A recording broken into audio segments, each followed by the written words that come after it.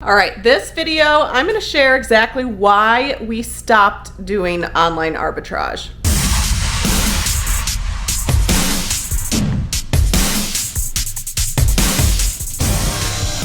If this is your first time watching our YouTube channel, welcome. I'm Liz. My husband Casey and I, we are full-time resellers. We do private label on Amazon, and we also resell on eBay and local platforms as well. Before we go into why we stopped doing OA, I want to explain how we found online arbitrage. We were full-time RVers for about 1.5 years. Casey was working a W-2 corporate job. I was doing reselling on the road, and then we decided that we were going to stop RVing and put down roots again back in Arizona. So we ended up buying a house in March of 2020 in Apache Junction, which is where we're at right now. He was still working his job. I wanted to really ramp up our reselling business to the point where he could leave his 20-year auto damage adjusting career for reselling. And I knew if I wanted to do that, I knew how to do it, but I needed to get more inventory because when we RV'd, we only had about 4 or 5 bins full of product. That was about all we could hold on our fifth wheel. So we were really limited with space, but because we had bought a house, we were able to go out and buy more things. And then COVID hit.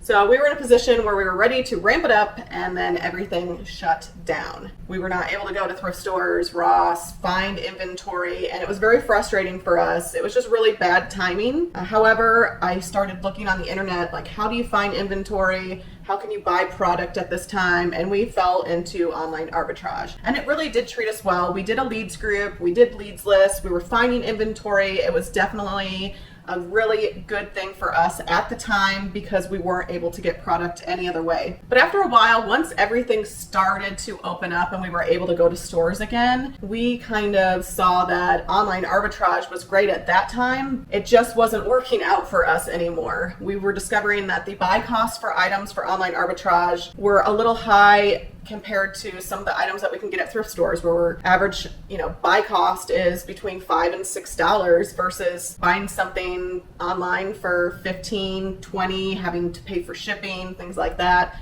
It just wasn't making sense for us to do online arbitrage. Now I know there's other ways that you can find online deals, which like tactical arbitrage, which is the software a lot of resellers use. We tried that. It just wasn't something I enjoyed. I did find a few things, but to me, I didn't want to sit and be on the computer and look up things on tactical arbitrage. It just wasn't interesting to me. I know a lot of people who use TA and are very successful. I know people who still do online arbitrage and they are able to do it full time. It just, for us, was not working anymore. Casey did end up leaving his 20-year career to full-time resell. And when we really evaluated everything that we were doing, the thrifting we were doing, going to garage sales, going to stores like Ross, the online arbitrage items just didn't make sense to us. So we really made it a decision to stop doing online arbitrage. And therefore, we're no longer in any Discord groups. We're no longer members of any leads lists or groups. And really, we just kind of shifted what we do back to what we love to do, which is the thrill of the hunt. And a lot of people say, well, why would you want to go out and go thrifting? The time that you have to spend to go thrifting, wear and tear on your car, listing, photographing, shipping, all that. Honestly, we really enjoy it and it's fun to us. And that's the best thing about reselling, is just because we're doing it one way doesn't mean it's going to work for you.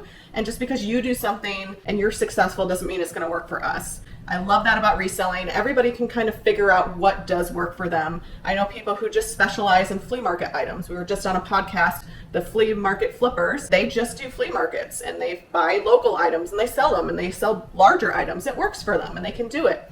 Us, we love to go thrifting. That's fun. We also have an outbuilding which allows us to buy larger items. We can store things that some resellers wouldn't. Some just stick with clothing. So really, if you're watching and let's say you're just getting into reselling, try everything. I think that's kind of the best advice. Start small, start with one thing, see if you like it. If not, move on to something else. All right, this video is just to explain why we stopped doing online arbitrage. If you have any questions about reselling, leave them in the comments down below. Let us know if you've tried online arbitrage. Which one do you do? Do you like thrifting, retail arbitrage? Let us know down below. Until the next video, I'll catch you on the flip.